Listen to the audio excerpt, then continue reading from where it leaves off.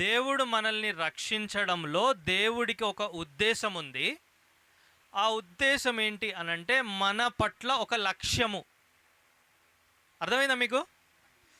ఇప్పుడు ఒక పోలీస్ ఉద్యోగానికి ఒక ఆయనని వాళ్ళు ఎంపిక చేసుకున్నారు. అలా దేవుడు మనల్ని ఎందుకు రక్షించాడు అనంటే మనల్ని ఆయన కుమారునిలాగా చేయడానికి. అర్థమైందా? దేవుడు నన్ను ఎందుకు రక్షించాడు అనంటే దేనికి? ఆయన కుమారునిలాగా చేయడానికి. సో ఎప్పుడైనా ఎవరైనా మిమ్మల్ని వచ్చి అడిగి దేవుడు మిమ్మల్ని ఎందుకు రక్షించాడు అని ఒక మాట అడిగారనుకోండి, ఈ ప్రశ్న అడిగారనుకోండి, నన్ను ఆయన వలె చేయడానికి దేవుడు నన్ను రక్షించాడు. అర్థమైందా? మనల్ని దేవుడు ఎందుకు రక్షించాడు అంటే ఏం చెప్పాలి? అయిపోయింది, అదే మన మెసేజ్. అర్థమైందా? మన జీవిత లక్ష్యము ఏంటి అనంటే దేవుడు ఒక వ్యక్తిని ఆయన ఆకర్షించాడు. ఆ వ్యక్తి పట్ల దేవునికి ఉన్న ఉద్దేశం ఏంటి, ఉన్న లక్ష్యం ఏంటి అనంటే ఈ తమ్ముడు ఉన్నాడు. ఈ తమ్ముడు ఏ రోజైతే తీర్మానము చేసి యేసుక్రీస్తుని తన స్వంత రక్షకునిగా అంగీకరించి ఆ విశ్వాసం ఉంచి నోటితో ఒప్పుకొని అంకుల్ చెప్పినట్టు సంఘంలో చేర్చబడ్డాడో ఆ రోజు నుండి ఆ వ్యక్తి ఈ భూమి మీద ఉన్నంత వరకు, లేకపోతే ఆయన తిరిగి వచ్చే వరకు, ఈయనకి జీవితంలో ఉన్న ఏకైక గురి, దేవుని ఉద్దేశం ఏంటి అనంటే ఈ తమ్ముడు యేసుక్రీస్తు ఎలా అయితే జీవించాడో అలాగా ఈ తమ్ముడు. అర్థమైందా? ఎప్పుడైనా ఎవరైనా మిమ్మల్ని అడిగితే ఇది చెప్పాలి, నన్ను దేవుడు ఎందుకు రక్షించాడు అనంటే నన్ను ఆయన కుమారునిలాగా తయారు. మన క్రైస్తవ జీవితం యొక్క లక్ష్యము లేక పని అదే. అది గనక మనకు అర్థం కాలేదనుకోండి, మీరు చెప్పిన అన్నీ కరెక్టే, వాక్యం చదువుకోవాలి, ప్రార్థన చేసుకోవాలి, పాటలు పాడాలి, సంఘంలో సేవ చేయాలి, సహవాసం కలిగి ఉండాలి, ఇవన్నీ ఎందుకు అనంటే వీటన్నిటి ద్వారా మనము ఆయన కుమారునిలాగా చేయబడుతూ ఉంటాము. ఎట్లా చెప్పాలంటే, ఒక చిన్న బాబు ఉన్నాడు అనుకోండి. ఈ చిన్న బాబు ఎందుకు పుట్టాడు అని అంటే పాలు తాగడానికి అని అన్నారు అనుకో, ఎలా ఉంటుంది? గమ్మత్తుగా ఉంటుందా లేదా? ఈ చిన్నబాబు ఎందుకు పుట్టాడు అని అంటే ఉద్యోగం చేయడానికి అంటే ఎలా ఉంటుంది మీకు? ఆ బాబుకి ఒక జీవితం ఉంది. ఆ జీవితం జీవించడంలో ఒక భాగం ఏంటి? పాలు తాగడం, నిద్రపోవడం, లెగడం, వయసులో ఎదగడం, స్కూల్కి వెళ్ళడం, ఇవన్నీ దేనికి దోహదపడుతున్నాయి? తను ఒక జీవితాన్ని జీవించడానికి సహాయపడుతున్నాయి. అవునా? మన క్రైస్తవ జీవితంలో అంతిమ లక్ష్యం ఏంటి అనంటే క్రీస్తు వలె. సో మన అందరి కష్టమా సులువా? మన అందరి గమ్యము లేక గురి, లేకపోతే మన ఏమంటారు, హార్డ్ వర్క్ అంటారు కదా, అదంతా దేనికి? ప్రార్థన ద్వారా, వివిధ విషయాల ద్వారా ఏంటి? ఒకటే ఏంటి అనంటే నేను అనుదినము క్రీస్తుని పోలి ఈ లోకంలో నడవాలి, జీవించాలి. ఇప్పుడు ప్రశ్న ఏంటి అనంటే, ఓకే, దానికి మనం కొన్ని వచనాలు చూద్దాం. ఓకేనా? మళ్ళీ ఎక్కడుందన్న బైబిల్లో అని మీరు నన్ను అడిగారు అనుకో, మత్తయి సువార్త 5వ అధ్యాయము 48వ వచనం.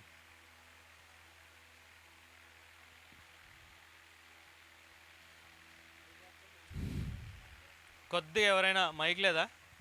సరే, ఒక్కళ్ళు ఎవరైనా బిగ్గరగా చదవగలరా? బిగ్గరగా అని విన్నారా? అదే, మీ పరలోక తండ్రి పరిపూర్ణుడు గనుక అంటే మనము ఆయన ఎలా ఉన్నాడో అలా ఉండాలి. అవునా?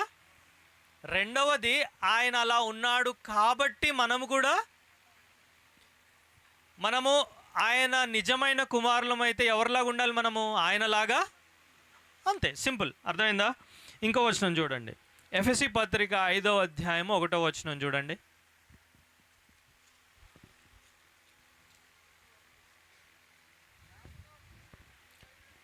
ఇంకా గట్టిగా. పర్లే అక్కడ చదువుతున్నాడు. Okay, thank you. మళ్ళీ ఒకసారి చదవండి.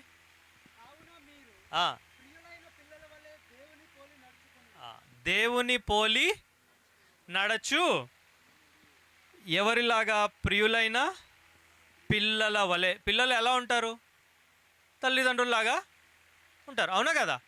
సో దేవుడు మనకి ఆయనలో ఇచ్చిన క్రొత్త జన్మలో ఆయన ఉద్దేశం ఏంటి అని అంటే ఆయన వలె మనము ఉండాలి.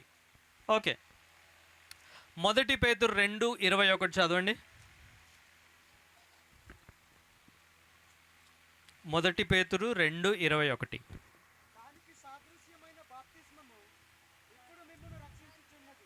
కాదండి,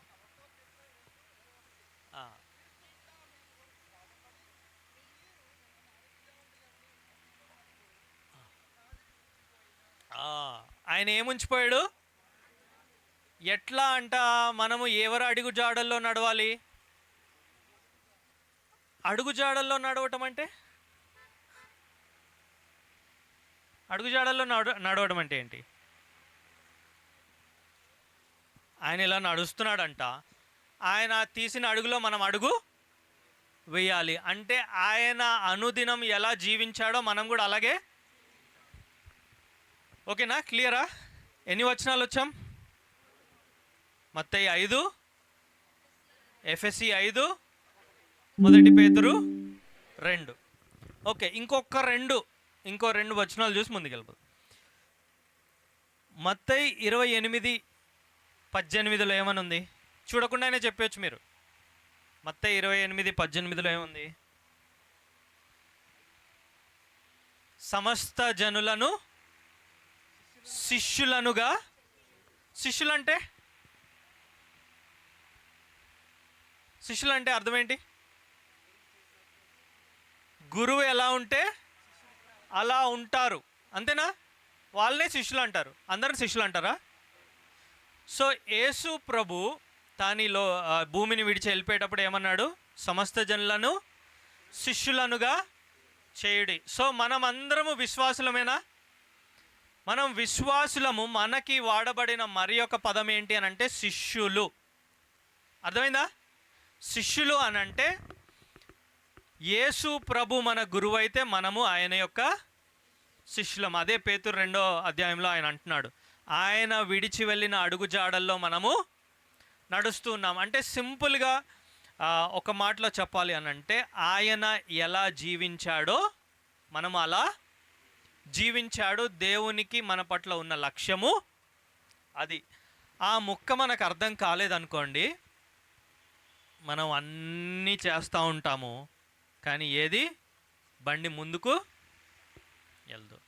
మనము పాట పాడినా దాని ఉద్దేశం ఏంటి?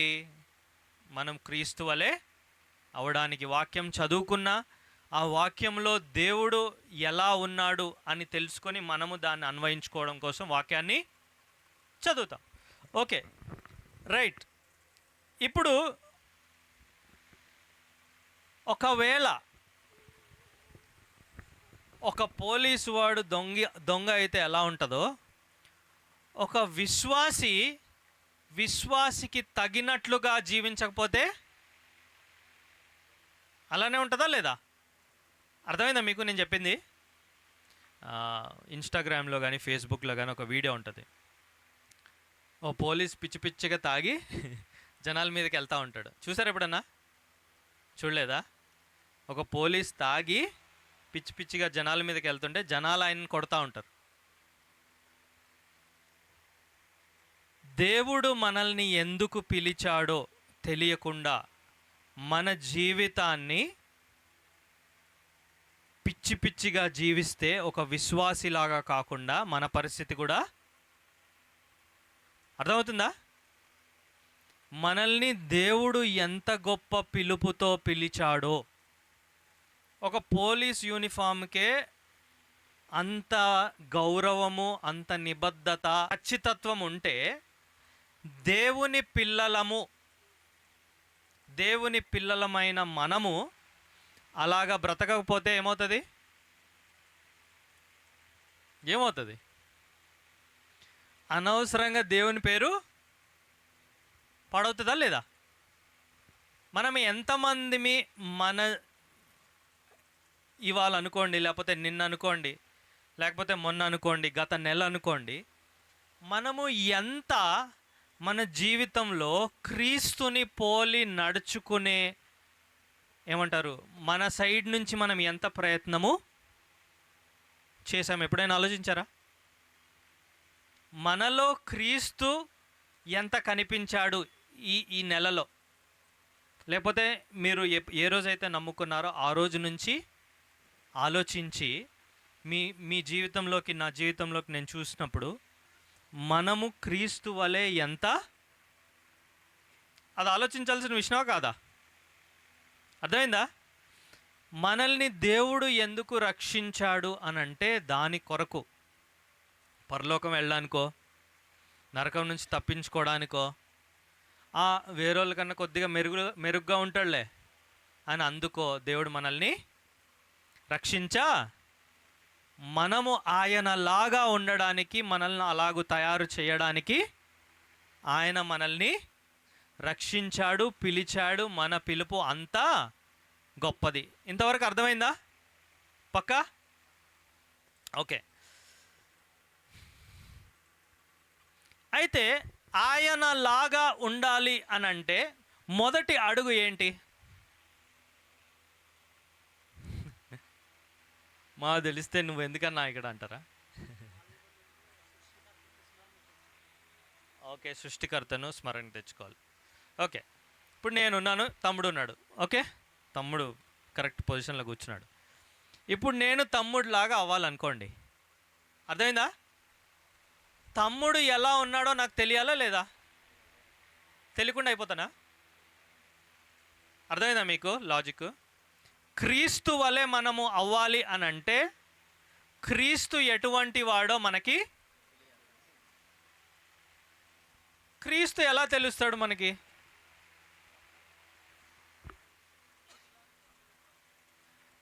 ఫ్యాన్ బిగ్గరగా ఉంది కొద్దిగా. వాక్యాన్ని చదువుట ద్వారా.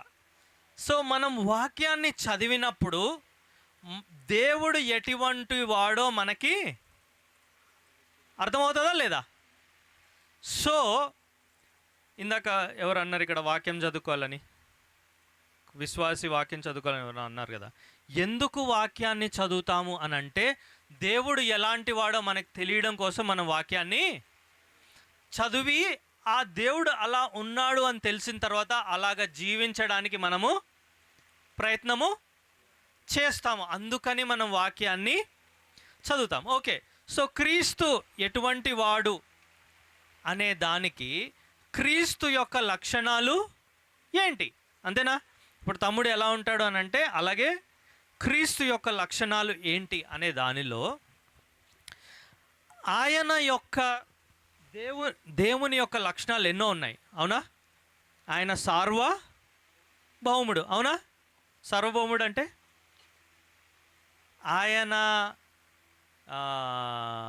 ఆయన మాటకి తిరుగులేనితనం. అర్థమైందా? మహేష్ నవ్వుతున్నాడు. ఆయన మాటకి నో అని చెప్పే అధికారం ఎవరికి లేదు. దేవుడు సర్వాంతర్యామి, అంతటా ఉన్న వాడు. మనం అలా అవ్వగలుగుతామా? సో దేవునిలో మనము ఆయనలాగా అయ్యే లక్షణాల్లో మొదటి లక్షణం ఏంటి? ఆయన లక్షణాలు అన్నిటిలో అతి గొప్పది, అతి ప్రాముఖ్యమైనది, మనము దానిలా అవ్వాల్సింది ఏంటి అని అంటే మొదటిది ఆయన పరిశుద్ధుడు. అర్థమైందా? ఆయన పరిశుద్ధుడు. ఎక్కడుంది బైబిల్లో పరిశుద్ధతను గురించి? నేను పరిశుద్ధుడును గనుక మీరును పరిశుద్ధులై, అవునా? ఆయన లక్షణాల్లో మనము మన జీవితంలో చూపించాల్సిన లక్షణాల్లో మొదటిది, ఒక విశ్వాసికి ఉండవలసిన లక్షణాల్లో మొదటిది ఏంటిది అని అంటే పరిశుద్ధత, పరిశుద్ధత, పరిశుద్ధత. మనము దేవుని నమ్ముకున్నాము అనే మార్పు మనకు జరిగిన తర్వాత మన లైఫ్లో కనిపించాల్సిన మొదటిది ఏంటి తెలుసా? చర్చ్కి వెళ్ళడం కాదు, బైబిల్ చదువుకోవడం కాదు, వాక్యం చేయడం కాదు. మన జీవితంలో పాపము పట్ల మార్పు మన జీవితంలో కనపడాలి. అర్థమైందా మీకు? ఒక దేవుని నమ్ముకున్న బిడ్డ, ఆయన నమ్ముకున్నాడు దేవునిని అని చూపించే తేడా అంటే తెలుసు కదా మీకు, ఇది ఆ తేడా కాదు అంటే మార్పుకి నిదర్శనం ఎలా కనపడుతుంది అని అంటే పాపము నుండి మనము వేరుగా అవ్వడం ద్వారా, పాపము పట్ల ఒకలాంటి అసహ్యము, అది మన హృదయంలో ఆయన కార్యము జరిగింది అని తెలియడానికి ఫస్ట్ ప్రూఫ్ అంటే ఎవిడెన్స్, ఆధారం. సో పరిశుద్ధతని మనము ప్రేమించే వారంగా ఉండాలి. మనం రక్షింపబడ్డాము అనే దానికి ఉన్న ఆధారాల్లో అది చాలా చాలా చాలా ప్రాముఖ్యమైంది. పరిశుద్ధత అంటే ఏంటి అసలు? ఓకే, ఆయన పరిశుద్ధుడు, మనం కూడా పరిశుద్ధులంగా ఉండాలి. అసలు పరిశుద్ధత అంటే ఏంటి?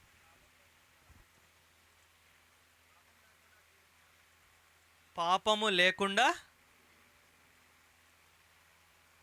మన జీవితాన్ని మనము ఒకవేళ పరీక్షించుకుంటే పాపము పట్ల మన యొక్క ఏమంటారు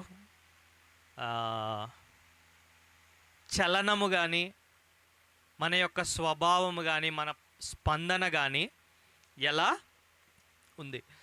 అపవాది ఎప్పుడూ కూడా కాచుకొని ఉంటాడు కదా, మనల్ని ఎలా పడేయాలా అని కాచుకొని ఉంటాడా లేదా? అందులో ఆ పడవేసే దానిలో అతి ప్రాముఖ్యమైనది ఏది చెప్పండి? తెలీదా? మీరు అందరు చాలా పరిశుద్ధులా? అతి ప్రాముఖ్యమైనది మోహము. తెలుసా మోహం అంటే? అన్న లస్ట్ అంటే మోహమే కదా. మోహము, ఆ శోధనని అపవాది మన జీవితంలో ఎలా వాడుకుంటాడు, మనలో దానికి మనం చాలామంది అలవాటు పడిపోయాం అనొచ్చా? కొంతమంది అన్నలు చాలా ఫ్రాంక్గా అవును అని చెప్పారు. మిగతా వాళ్ళ సంగతి కూడా అందరికీ మనం చెప్పకపోయినా నా సంగతి నాకు తెలుసు, మీ సంగతి. అయితే ఎందుకని మనము అందులో అలా పడిపోతాము? ఎందుకని పాపముని మనం అసహ్యించము, లేక పాపముని మనం జయించము? అపవాది దానిని మన జీవితంలో ఎందుకని అలా వాడుకుంటున్నాడు? ఒక వ్యక్తి యొక్క జీవితాన్ని తీసుకొని ఆ వ్యక్తి జీవితంలో అది ఎలా పనిచేసింది అనేది మనం అర్థం చేసుకోవడానికి ట్రై చేద్దాం. ఓకేనా? ఆ వ్యక్తి జీవితంలో ఆ మోహము లేక పాపం అనేది ఎలా పనిచేసింది, దాని నుంచి మనమే నేర్చుకోవచ్చు. మనము దాని బారిన పడకుండా మనము ఎలా జాగ్రత్త పడాలి చూడొచ్చంటారా? లేదు మనకి ఇది కాదన్నా, ఎందుకు వేరే టాపిక్కి వెళ్ళిపోదాం అంటారా? ఓకే, 2వ సమూయేలు గ్రంథం తీయండి అందరూ.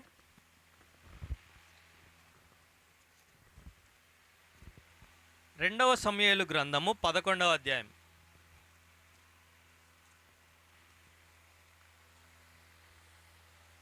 ఏముంది 2వ సమూయేలు 11లో?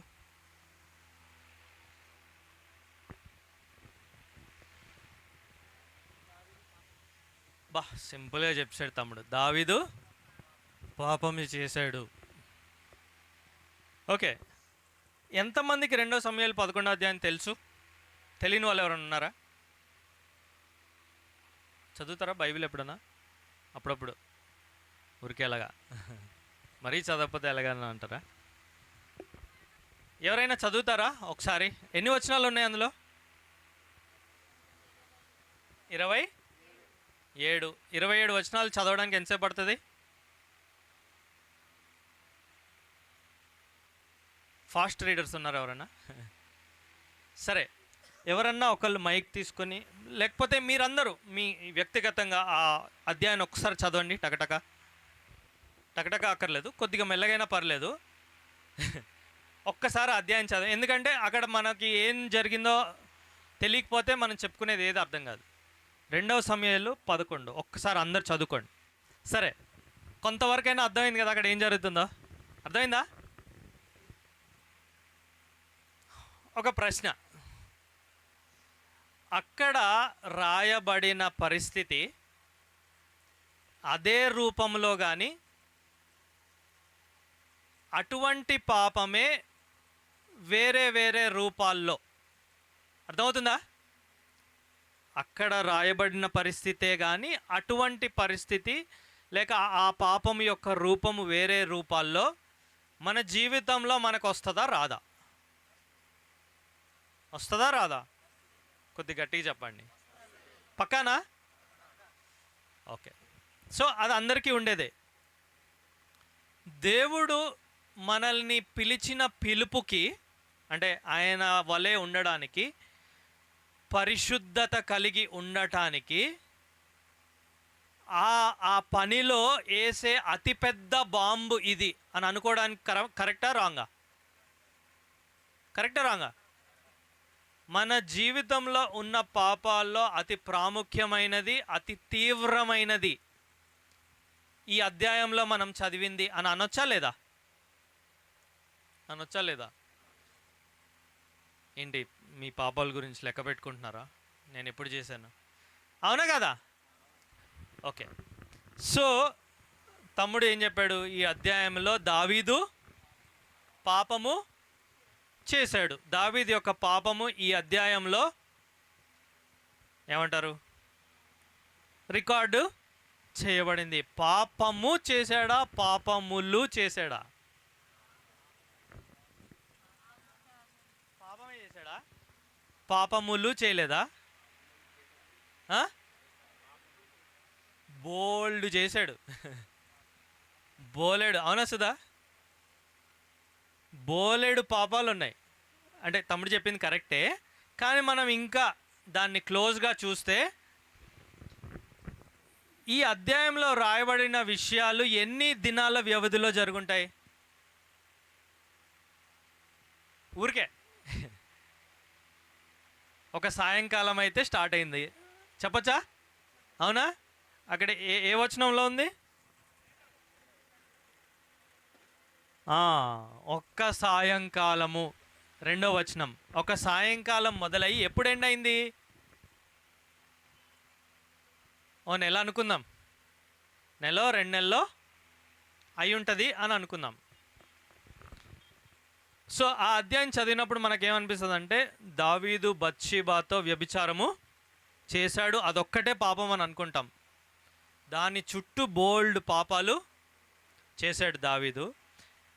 కొన్ని రోజుల పాటు దానిని, ఈ ప్రాజెక్ట్ ఏదైతే ఉందో బత్షెబా అనే ప్రాజెక్టు కొన్ని రోజుల పాటు జరిగింది. కానీ అది ఎప్పుడు మొదలైంది? ఆ అధ్యాయం ప్రకారం ఆ పాపములు, ఆ సిరీస్ ఉంది కదా, ఎపిసోడ్ 1, ఎపిసోడ్ 2, ఎపిసోడ్ 3, ఎపిసోడ్ 4, అది ఎప్పుడు మొదలైంది? ఏ వచనంలో మొదలైంది? చూసి చెప్పండి నాకు.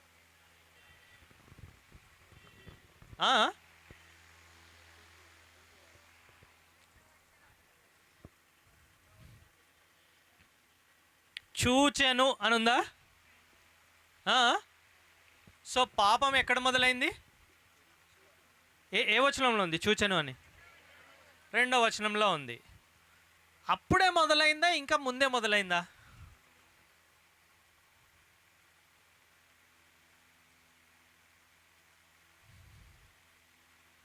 అసలు దావీద్ అనే మనిషి ఎటువంటి వాడు?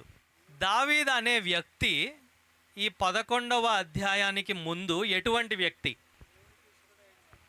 బా సూపరు. దేవునికి ఇష్టుడైన వాడు, ఇంకా నా హృదయానుసారుడైన.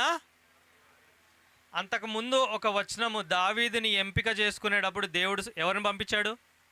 సమూయేల్ని పంపించాడు. సమూయేలు వచ్చి ఒక మాట అంటాడు, మనిషి పై రూపమును చూస్తాడు కానీ దేవుడు. సో హృదయాన్ని చూసే దేవుడు లిస్టులో ఎవరు టాప్గా ఉన్నారు? ఆ దావీదుని దేవుడు రాజుగా చేసి, మనం రిలేట్ అవ్వాలి దావీదుతో. మనలని ఆయన పరిశుద్ధులుగా తీర్చి ఒక గొప్ప స్థితిని మనకిస్తే, దావీదు కూడా అటువంటి స్థితి, ఒక పశువుల కాపరి నుంచి రాజుగా చేస్తే, ఒకరోజు ఏం చేశాడు దావీదు? తన పిలుపుని మర్చిపోయాడు, తన స్థాయిని మర్చిపోయాడు, ఒక సిరీస్ ఆఫ్ పాపాలకి శ్రీకారము చుట్టుకున్నాడు. అది ఎక్కడ స్టార్ట్ అయింది? చూసినప్పుడు దావీదు ఏం చేయాలి? దావీదు రెస్పాన్స్ ఏమై ఉండాలి? ఫస్ట్ చూసినప్పుడు దావీదుకి తెలియదు అక్కడ ఎవరున్నారు. రెండవ చూపు దావీదు చేయకూడదు. మనము పాపములో పడినప్పుడు, మీ దైనందిక జీవితంలో మీరు ఎప్పుడైనా కానీ అబ్జర్వ్ చేసుకోండి, మొదటిసారి చూసినప్పుడు అది మన చేతిలో లేదు. మనుషులు ఉంటారు, వెళ్తూ ఉంటారు, అన్నిటికీ ఆ ఫస్ట్ టైం అనేది ఉంటుంది. రెండోసారి చూడడం అనేది అది మనము చేసే పని. అర్థమైందా? అక్కడ బత్షెబా విషయంలో దావీదు చేసింది ఏంటి అని అంటే,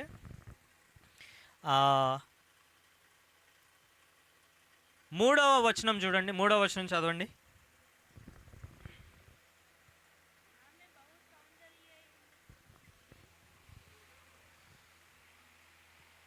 అది ఎలా జరిగింది అర్థమవుతుందా? రాజు తన మేడ మీద నడుస్తూ ఉన్నాడు.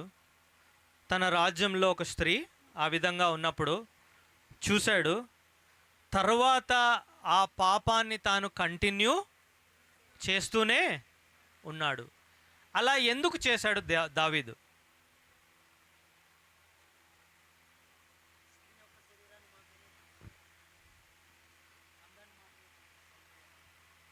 అది హృదయానుసారుడైన ఒక మనుష్యుడు చేయాల్సిన పనేనా? కాదు కదా? అవునా కదా? ఓకే.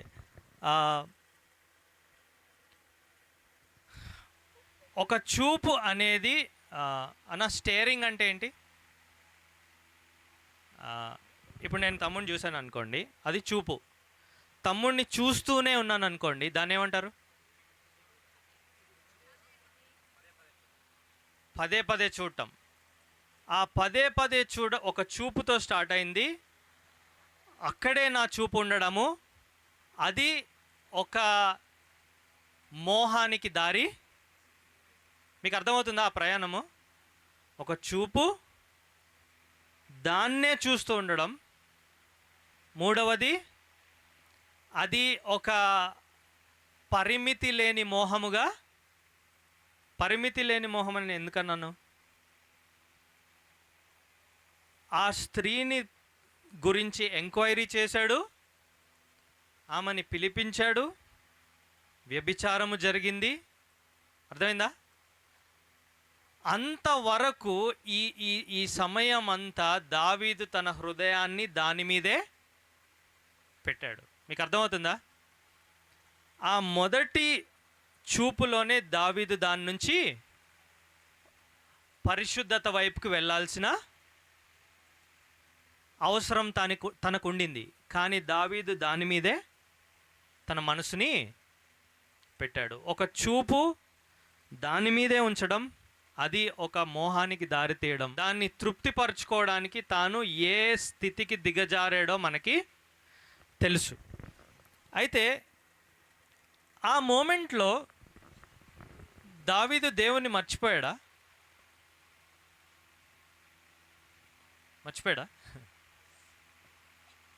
దేవుని ద్వేషించాడా?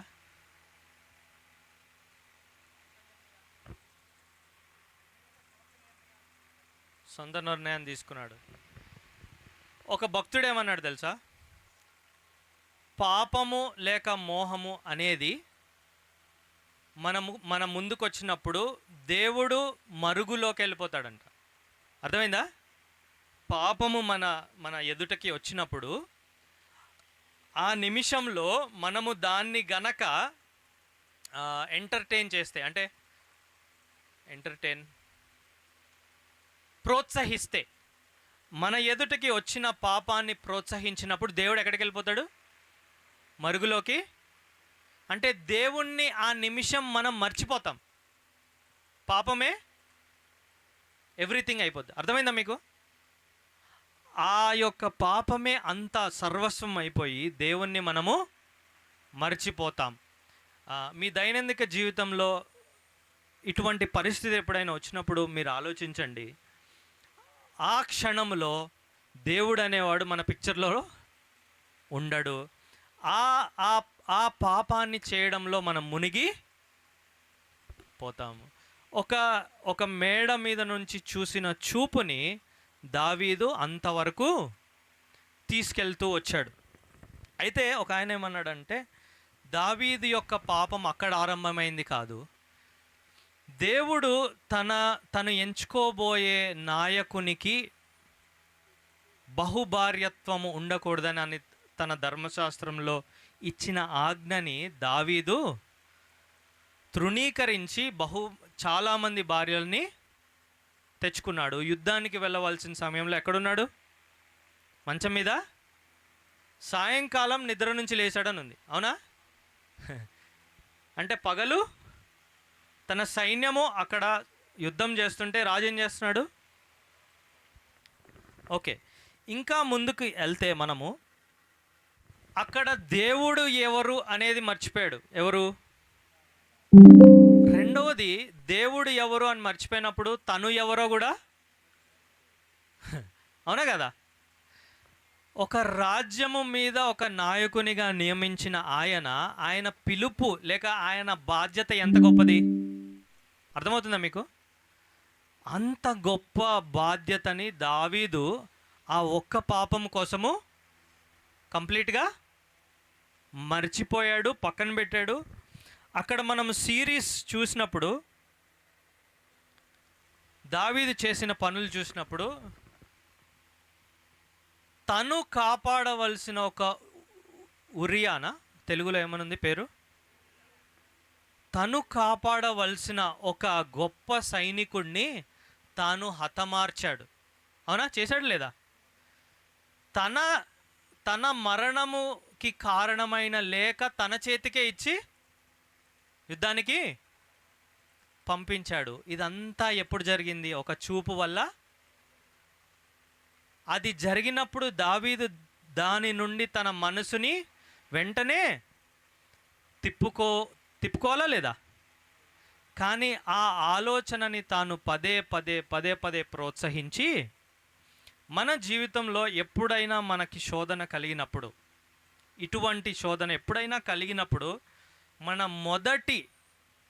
మొదట మనం చేయవలసింది ఏంటంటే, ఇమీడియట్గా మన మైండ్ని, మన కళ్ళని దాని నుండి,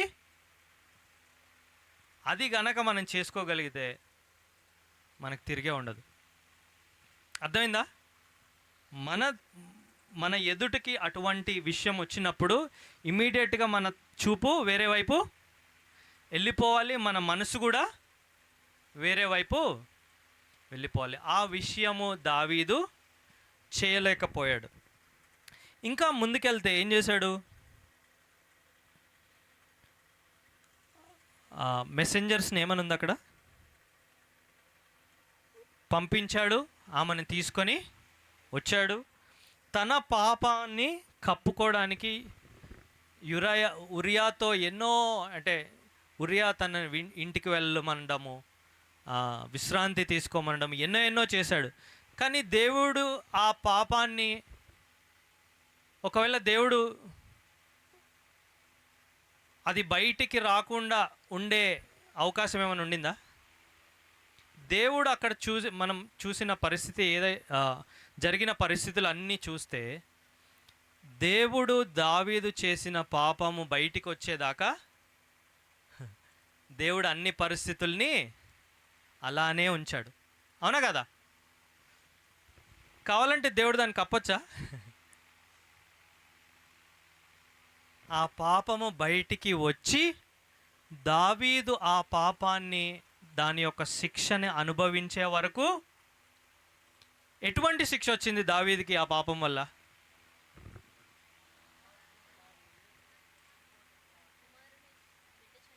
బిడ్డ చనిపోయాడు. ఇంకా ఏమైంది? అమ్నోను హతమార్చబడ్డా? అబ్షాలోము తిరుగుబాటు చేశాడా? ఆయన రాజ్యము ఇలా వెళ్ళే రాజ్యము ఎలా స్టార్ట్ అయింది? ఇలా అప్పటి వరకు కొండెక్కుతున్నాడు దావీదు. ఆ తర్వాత నుండి మీరు దావీదు అంటే మీరు 12, 13, 14, 15 అధ్యాయాలు చూస్తే దావీదు యొక్క రాజ్యము మళ్ళా ఎప్పుడూ ఇంతకు ముందున్న స్థిరత్వము లేదు.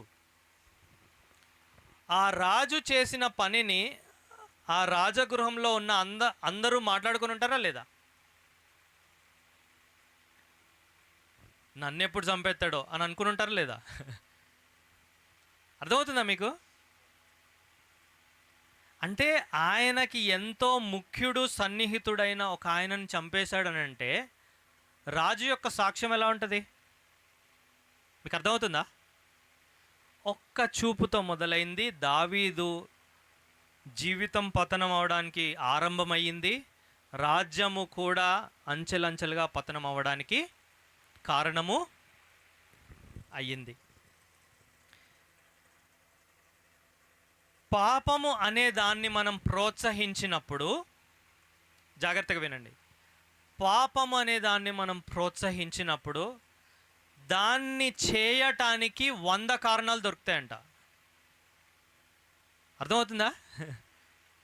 పాపాన్ని మనం ప్రోత్సహించినప్పుడు అది చేయటానికి మన మైండ్ ఇది చెయ్యొచ్చు అని 100 కారణాలు పర్లేదులే అని దావీదుకి అలా అనిపించుంటుందా లేదా? ఒక భక్తుడు ఏమన్నాడంటే, దావీదు నేను చేసేది కరెక్టే అని అనుకున్నా తప్పులేదు, అంత స్టేజ్కి దిగజారుండుంటాడు. హృదయానుసారుడైన మనుష్యుడు అని చెప్పిన ఒక దావీదు హృదయము ఒక్క చిన్న పాపముతో చాలా ఘోరంగా మారిపోయింది అని అన్నాడు. దీని గురించి మనం ఎందుకు ఇంత మాట్లాడుకుంటున్నామనంటే, మనందరి జీవితాల్లో వచ్చే శోధనలు లేక మనం చేసే పాపాల్లో ప్రాముఖ్యమైంది ఇది. అంటే ఆ స్థాయిలో ఉండకపోవచ్చు.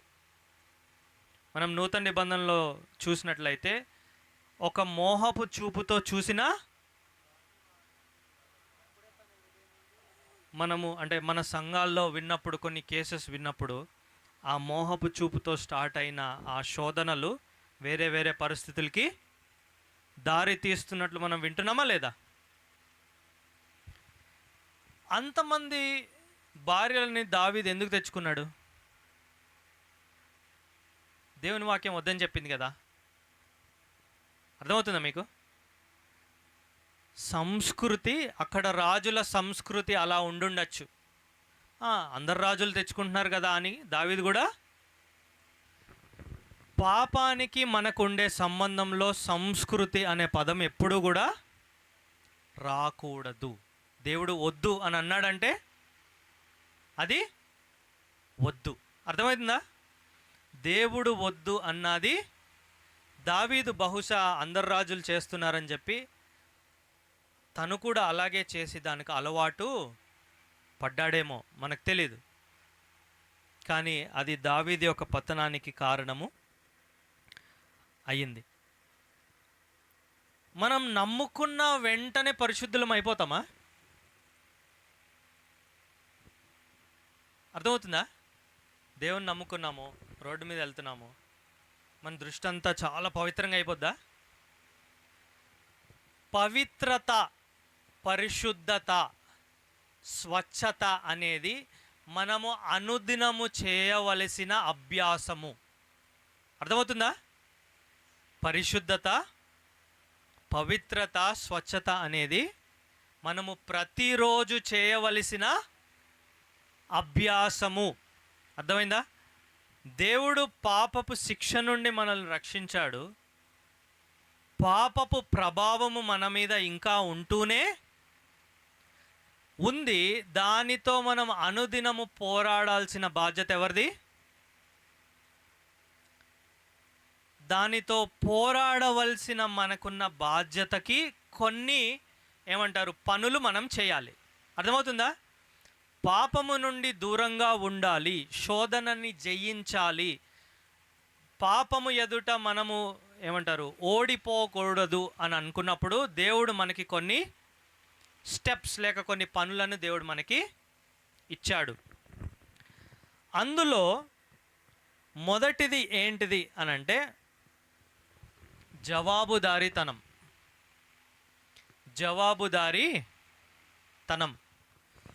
మార్నింగ్ అంకుల్ ఒక మాట చెప్పారు. ఏది? మనం ఇప్పుడు క్రీస్తులో ఉన్నాం, అవునా? దేవుడు మనల్ని రక్షించి ఎక్కడ ఉంచాడు? మనల్ని సంఘములో ఉంచాడు. మనము ఎప్పుడూ దేవుని బిడ్డల చుట్టూ ఉండాలి. అర్థమైందా? అది మనకి ఏం చేస్తుంది అనంటే మన యొక్క పిలుపుని, మన యొక్క స్థానాన్ని మనకి గుర్తు చేస్తూ ఉంటుంది. ఇంగ్లీష్లో ఒక సామెత ఉంది, show me your friends, I will tell who you are. నీ స్నేహితులు ఎవరో చూపిస్తే నువ్వెలాంటోడువో.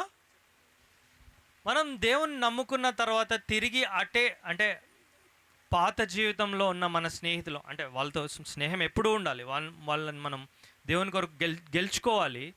కానీ మనము దేవుని సహవాసంలో ఉండాలి. రెండవది, మనల్ని చెక్ చేసేవారు మన జీవితంలో ఉండాలి. అలా ఎంతమంది ఉన్నారు మనకి? మన అందరము ఒకే పడవలో ఉంటే పడవంతా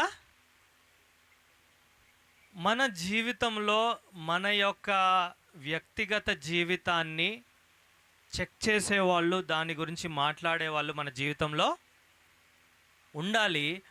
మనము దేవుని బిడ్డల సహవాసంలో ఉన్నప్పుడు పాపం చేసే అవకాశం మనకు ఉంటుందా? మీరు సహవాసానికి దూరం అయ్యి చూడండి, మీ రోజులో మీ ప్రవర్తన మారుతుంది. అవునా కదా? దేవుని బిడ్డల సహవాసం నుంచి దూరం అయ్యి చూడండి, మీ ప్రవర్తనలో తేడా అంచెలంచెలుగా వచ్చేస్తుంది. రెండవది, రహస్య జీవితం అనేది ఉండకూడదు. రహస్య జీవితం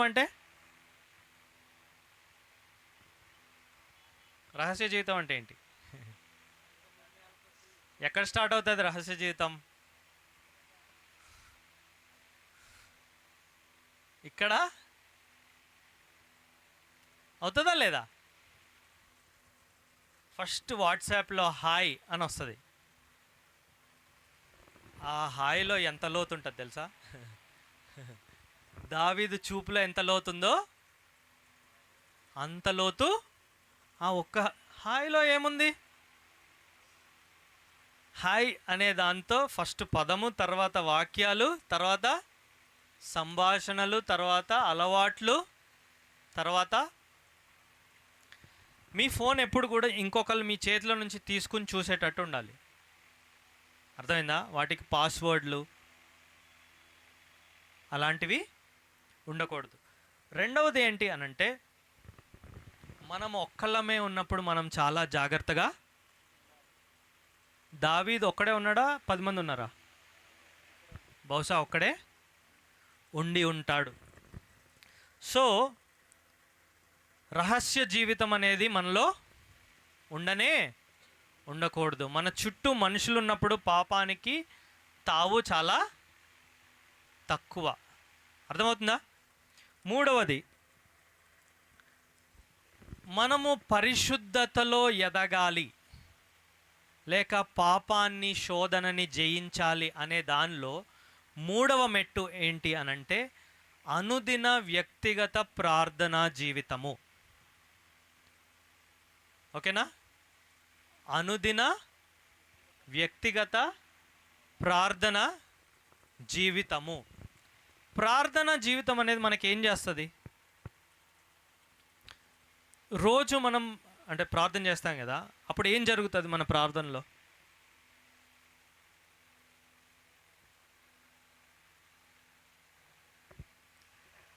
ప్రార్థనలో మనం దేవుని స్తుతిస్తాం కదా. దేవుడు ఏమై ఉన్నాడు, మనం ఏమై ఉన్నాము అనేది మనము మన మనసుకి గుర్తు చేస్తూ ఉంటాం. అవునా కదా? మనం ప్రార్థనలో గడిపినప్పుడు మనం ఎవరి వారము, ఆయన ఎటువంటి వాడు, మన పిలుపు ఎటువంటిది అనేది మనకు గుర్తొస్తుందా రాదా? ప్రార్థనలో ఎక్కువ సమయం గడిపే వ్యక్తి పాపములో తక్కువ సమయం గడుపుతాడు. అర్థమైందా? ప్రార్థనలో ఎక్కువ సమయం గడిపే వ్యక్తి పాపములో తక్కువ సమయం గడుపుతాడు. ఎందుకంటే దేవునితో మనం సమయం గడిపిన కొలది, అంటే మనము గడుపుతూ ఉన్నప్పుడు పాపము పట్ల మన చలనం అనేది తగ్గుతూ వస్తుంది. దానికి అవకాశము లేక దానికి ఆస్కారం అనేది తగ్గుతూ. సో వ్యక్తిగత ప్రార్థనా జీవితము ఒక ఏమంటారు అనుదిన ప్రార్థనా జీవితం లేకపోతే మనం పాపంని జయించడం అనేది ఇంపాసిబుల్. బహుశా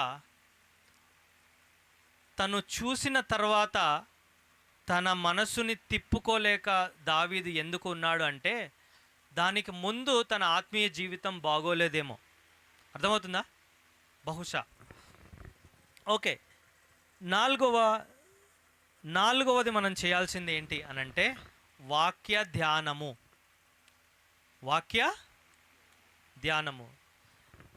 మత్తయి సువార్త 4వ అధ్యాయాన్ని చూడండి ఒకసారి. మత్తయి సువార్త 4వ అధ్యాయం.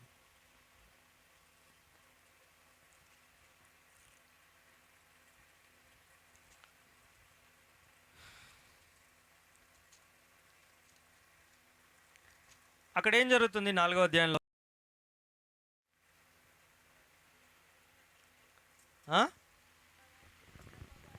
అపవాది ఆయనని శోధిస్తున్నాడు. అప్పుడు యేసు క్రీస్తు యొక్క స్పందనలో మొదటి అడుగు ఏంటిది? వాక్యము. ఓకే, 4వ వచనంలో ఏమని అన్నాడు?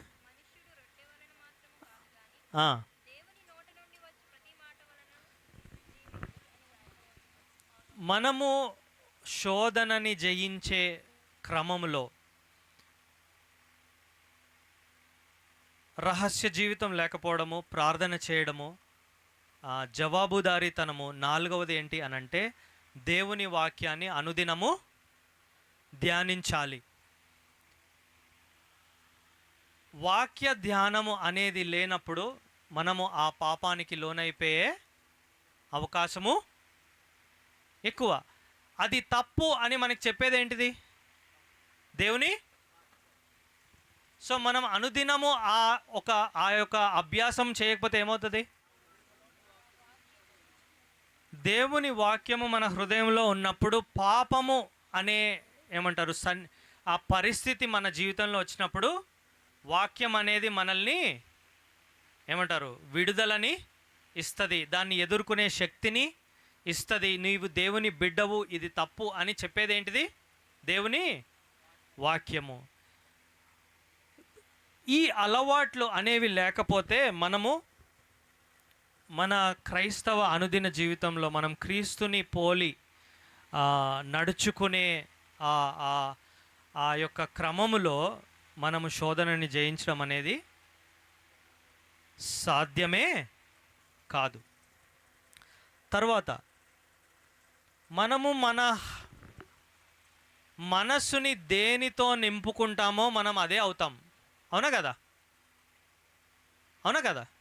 మన ఆలోచనల్ని దేనితో నింపుకుంటామో మనము ఆ పనులనే చేస్తాం. యూట్యూబ్లు, ఇన్స్టాగ్రామ్లు ఇవన్నీ పట్టుకొని కూర్చొని అవే ఆలోచనలు ఉంటే మనం పాపం బారిన పడే అవకాశం మరింత. సో దేనితో మన మనసుని నింపుకోవాలి? దేవుని వాక్యముతో, దేవుని ఆలోచనలతో మనము నింపుకోవాలి. తర్వాత సరిహద్దులు. సరిహద్దులు అంటే తెలుసా? సరిహద్దులు అంటే తెలుసా? ఇప్పుడు ఈ స్థలం ఉంది, దానికి ఏముంది అంటే అక్కడ ఏమంటారు, అక్కడి వరకు నా స్థలము అని చెప్పి మనం ఒక గోడ. ఒకవేళ మనము మెన్ అయితే విమెన్తో, అంటే పురుషులైతే స్త్రీలతో, స్త్రీలైతే పురుషులతో సరిహద్దులు అనేవి ఎటువంటి సరిహద్దులు ఉండాలంటారు? మాటలో, చూపులో సరిహద్దులు ఉండాలా లేదా? ఇంకా అంటే కొన్ని సంస్కృతుల్లో టచ్ కూడా ఉంటుంది, అంటే హగ్ ఇవన్నీ ఉంటాయి. అది మన దగ్గర లేదు కాబట్టి మనకు అది అవసరం లేదు. నేను ఇందాక అన్నాను చూసారా, హాయ్ అనే దగ్గరే హాయ్లో తప్పేమన్నా ఉందా? ఉందా? లేదు కదా. ఆ హాయిలో కూడా అపవాది మనల్ని పడేసే అవకాశము. అలా స్టార్ట్ అయ్యి ఎక్కడికో వెళ్ళిన బోల్డ్ కథలు నాకు తెలుసు. అర్థమైందా? సో అక్కడ మనకి సరిహద్దు కంపల్సరీ ఉండాలి. ఒకప్పుడు ఏంటంటే ఇంకో వ్యక్తితో మాట్లాడుతున్నప్పుడు అందరికి ఈజీగా తెలిసిపోయేది. ఈ రోజుల్లో కంపు అయిపోయేదాకా ఎవరికి, లాస్ట్లో మొత్తం అయిపోయిన తర్వాత అది ఎందుకు దారి తీస్తుంది అని అంటే, ఫస్ట్ మనం పెట్టుకోవాల్సిన సరిహద్దుని మనము పెట్టుకోము.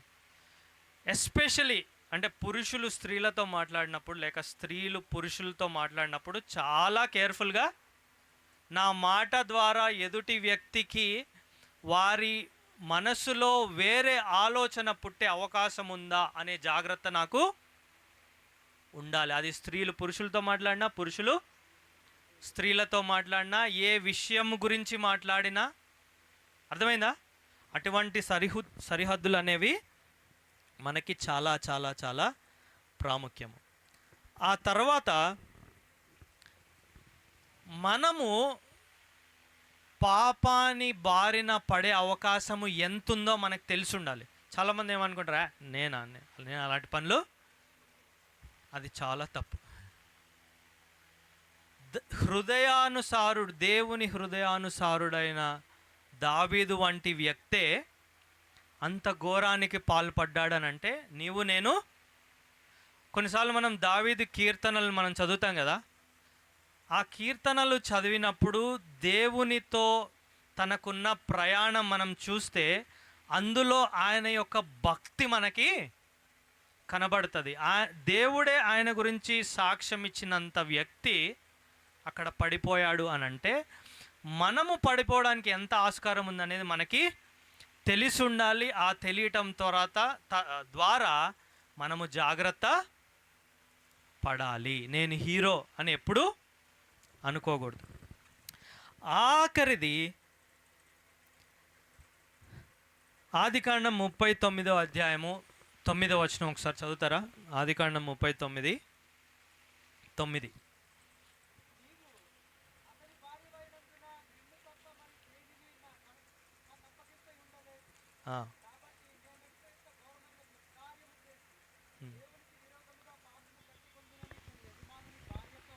నేను దేవునికి విరోధముగా ఇది చేయలేను అంటే, దేవుడు ఉన్నాడు, ఆయన దేవునికి జవాబుదారిగా ఉన్నాడు అనే విషయము ఎప్పుడు ఎవరి మనసులో ఉంది? యోసేపు మనసులో. తాను దేవుని యొక్క బిడ్డ, అది దేవునికి విరోధంగా తాను చేయలేడు అనే ఒక అవగాహన యోసేపుకి, దేవుడు ఉన్నాడు అనే విషయాన్ని మనము జ్ఞాపకం ఉంచుకుంటే మనము ఆ దారిన వెళ్ళే అవకాశము ఉండదు. 1 కొరింథీ 3:16. 1 కొరింథీ 3:16.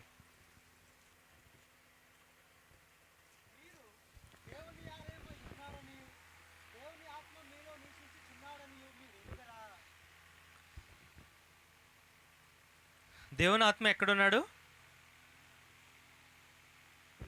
మనలో. అంటే మనము దేవుని ఆత్మ మనలో ఉంచుకొని ఆ పాపానికి లొంగిపోయాం. అర్థమైందా మీకు? మనం ఒక పాపానికి లొంగిపోయినప్పుడు ఏం చేస్తున్నాం? దేవుని ఆత్మ ఎక్కడున్నాడు? మనల్ని విడిచి వెళ్ళిపోయాడా? ఆయన మనలోనే ఉన్నాడు అనే విషయము గనక మనకి జ్ఞాపకము ఉంటే మనం ఆ పాపానికి లోనవుతామా? భయము వేస్తుంది.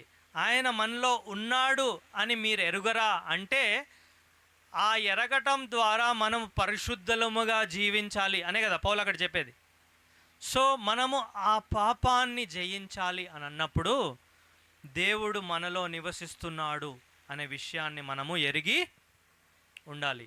సో ఈ పాయింట్స్ అని నేను ఒకసారి రిపీట్ చేస్తాను. మొదట జవాబుదారీ తనము, ఓకేనా? రెండవది రహస్య జీవితం అనేది ఉండకూడదు. మూడవది అనుదిన వ్యక్తిగత ప్రార్థన. 4 వాక్య ధ్యానము. 5 ఓకే సరిహద్దు. 6 దేవుడు ఉన్నాడు అనే అవగాహన మనకి ఎల్లప్పుడూ ఉండాలి. ఒక గొప్ప భక్తుడు ఒక చూపుని మరి ఒక విధంగా మార్చి అది తన పతనానికి ఎంత దారి తీసిందో మనందరికీ అదొక ఉదాహరణ. ఒక చూపుతో కూడా మనము చాలా జాగ్రత్తగా, ఆ చూపే వేరే వాటికి కూడా దారి, ఆ చూపులోనే దాన్ని మనం నరికి వేయాలి. అప్పుడు నెక్స్ట్ స్టేజ్కి మనము వెళ్ళము. దానికి తోడ్పడేవి ఏంటి అనంటే సహవాసము, ప్రార్థన, వాక్యము, సరిహద్దులు. ఇవన్నీ పరిశుద్ధత అనేది లేకపోతే దేవుని బిడ్డలము అనే దానికి మనము అర్హులమా కాదా అనేది ప్రశ్నార్థకము. అనొచ్చా లేదా? మన జీవితంలో మొదటి మార్పు లేక ఆయన బిడ్డలము అని మనకి తెలిసే దానిలో ఫస్ట్ పాయింట్ ఏంటి అనంటే పాపము పట్ల మనకి అసహ్యము, పరిశుద్ధత పట్ల మన యొక్క ఇష్టము అనేది ఉండాలి. ఓకే, దీని మీద బహుశా తర్వాత క్వశ్చన్స్, డిస్కషన్స్ ఉంటాయి. అన్నవాళ్ళు మనల్ని లీడ్ చేస్తారు. పవిత్రీకరణ గురించి, పరిశుద్ధంగా ఉండటం గురించి తెలియజేసిన విషయాలు బట్టి మీకు స్తోత్రాలు ప్రభు. ఈ సమయంలో మీ పాదాలు చెంతకు వస్తున్నాం. మాలో బలహీనతలు ఉన్నాయి ప్రభా, మాలో శోధనకు లోనయ్యే బలహీనతలు మాలో ఉన్నాయి. వాటిని మేము గ్రహిస్తున్నాం, కానీ అందులోనే పడిపోతున్నాం ప్రభా. మమ్మల్ని కనికరించండి. పడిపోయిన బాగున్నానని తలంచుకున్న వారు పడిపోకుండానట్లు జాగ్రత్తగా ఉండే కృప దయచేయమని ప్రార్థన చేస్తున్నాం తండ్రి. నువ్వు చూస్తున్నావు, నువ్వు వింటున్నావు, నీవు లెక్క అడుగుతావు ఒక రోజున. దానికి పర్యవసానం ఉంది. మమ్మల్ని ఎవరు దాని నుంచి తప్పించలేరు అనే వాటిని మా మనసులో పెట్టుకొని పవిత్రంగా బ్రతికే కృప దయచేయమని ప్రార్థన చేస్తున్నాం. చేరిన ప్రియులందరూ బట్టి మీకు వందనాలు. ఏర్పాట్లు చేస్తున్న ప్రియులకి మీ సహాయం దయచేయండి, కృప చూపించమని, చేరిన ప్రియుని దీవించమని. మా కొరకే ఆహారం సిద్ధపరచబడి ఉంది ప్రభువా. ఆహారాన్ని మా కొరకే దీవించి ఆశీర్వదించి మీరు ఆరోగ్యం దయచేదురని యేసు ప్రభు వారి ఘనమైన నామంలోనే స్తోత్రం చెల్లించి ప్రార్థించి వేడుకొంచున్నాము తండ్రి. ఆమెన్. అందరికీ వందనాలు.